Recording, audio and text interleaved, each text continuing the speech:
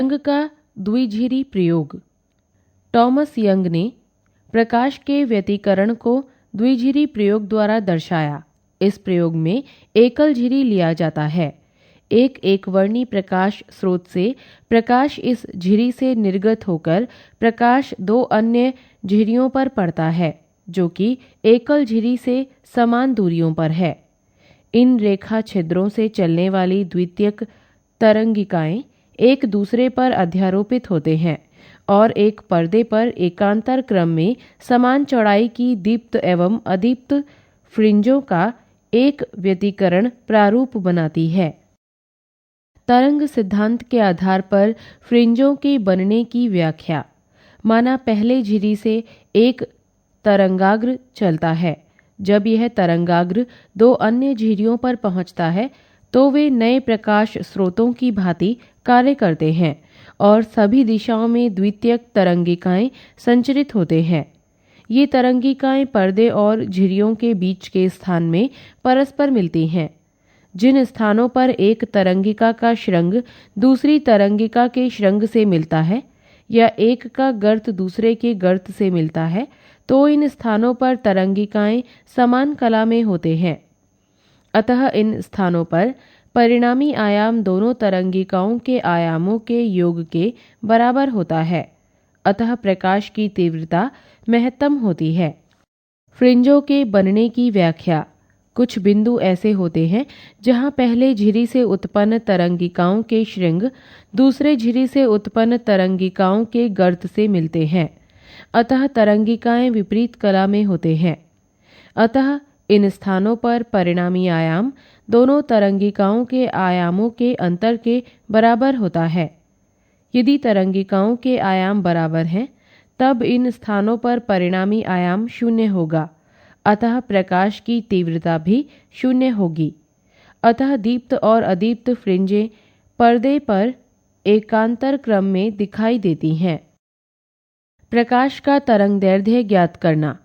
माना S एक संकीर्ण झिरी है जो कि एकवर्णी प्रकाश से प्रकाशित है और S1 और S2 एक दूसरे के अत्यंत समीप तथा S से समान दूरी पर दो समांतर रेखा छिद्र हैं।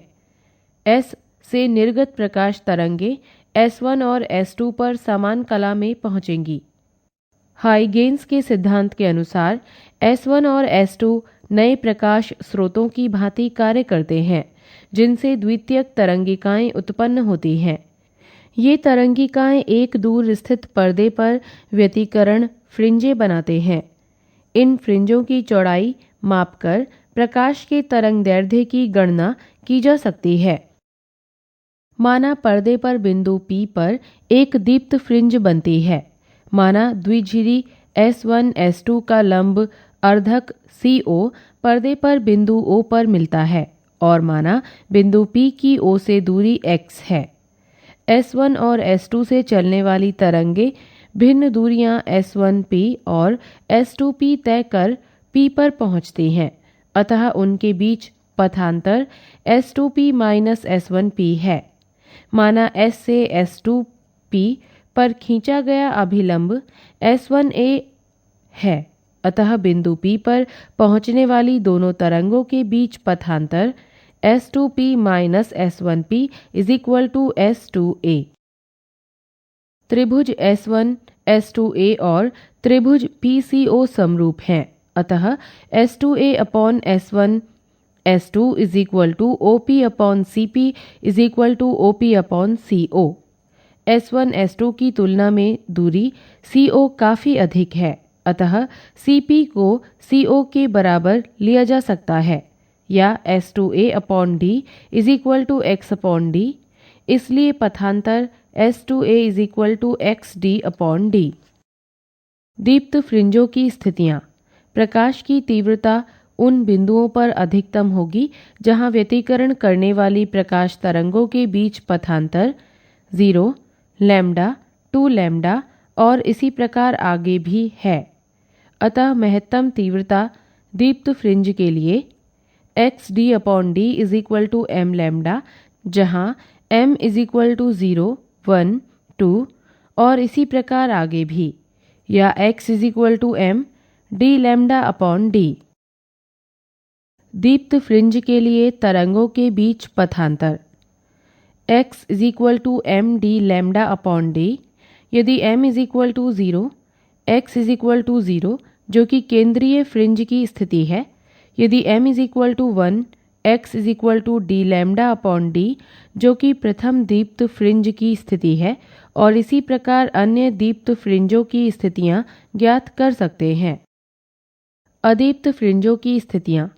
प्रकाश की तीव्रता उन स्थानों पर न्यूनतम होगी जहां व्यतिकरण करने वाली प्रकाश तरंगों के बीच पथांतर lambda upon 2, 3 lambda upon 2, 5 lambda upon 2 और इसी प्रकार आगे भी है।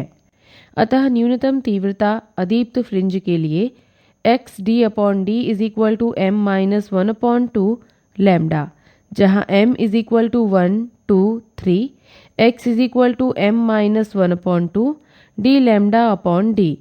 इस सूत्र में m इज इक्वल टू 1 रखने पर प्रथम अदीप्त फ्रिंज की स्थिति, m इज इक्वल टू 2 रखने पर द्वितीय अदीप्त फ्रिंज की स्थिति और इसी प्रकार अन्य अदीप्त फ्रिंजों की स्थितियां ज्ञात कर सकते हैं।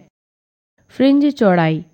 दो क्रमागत दीप्त और अदीप्त फ्रिंजों के बीच की दूरी फ्रिंज चौड़ाई कहलाती है। माना mv और m+1v। दीप्त फ्रिंजों की केंद्रीय फ्रिंज O से दूरियां क्रमशः xm और xm+1 है। xm is equal to m D lambda upon D और xm+1 is equal to m+1 D lambda upon D. mv तथा m+1v दीप्त फ्रिंजों के बीच की दूरी अदीप्त फ्रिंज चौड़ाई कहलाती है। दो दीप्त फ्रिंजों के बीच एक अदीप्त फ्रिंज होती है, इसलिए xm+1 minus xm is equal to m+1 D lambda upon D minus m D lambda upon D is equal to D lambda upon D. Fringe चौड़ाई का मान m से स्वतंत्र है। सभी अदीप्त फ्रिंजों की चौड़ाई समान है। इसी प्रकार सभी दीप्त फ्रिंजों की चौड़ाई डी लैम्डा अपॉन डी भी समान होती है। फ्रिंज चौड़ाई को W द्वारा निरूपित करते हैं। W is equal to D lambda upon D. Fringe चौड़ाई W को मापकर और D तथा D के मान ज्ञात होने पर इस सूत्र की सहायता से प्रकाश की तरंगदैर्ध्य ज्ञात की जा सकती है। व्यतिकरण के लिए आवश्यक प्रतिबंध। स्थायी व्यतिकरण प्रारूप प्राप्त करने के लिए निम्न प्रतिबंधों की पूर्ति होनी चाहिए। प्रकाश के दो स्रोतों से उत्सर्जित तरंगों के बीच कलांतर नियत रहना चाहिए। यदि एक तरंग की कला में परिवर्तन होता है तो दूसरी तरंग की कला में भी समान परिवर्तन होना चाहिए। यह केवल तभी संभव है जब एक ही प्रकाश स्रोत से किसी युक्ति द्वारा प्रकाश के दो स्रोत प्राप्त किए जाएं, अर्थात दोनों प्रकाश स्रोत कला संबद्ध होने चाहिए। दोनों तरंगों की आवृत्तियां या तरंगदैर्ध्य समान होनी चाहिए। यदि ऐसा नहीं है तो तरंगों के बीच कलांतर नियत नहीं होगा। दोनों तरंगों के आयाम बराबर या लगभग बराबर होने चाहिए, तभी कुछ बिंदुओं पर पूर्ण अंधकार प्राप्त होगा और फ्रिंजों के बीच अंतर अधिक स्पष्ट होगा।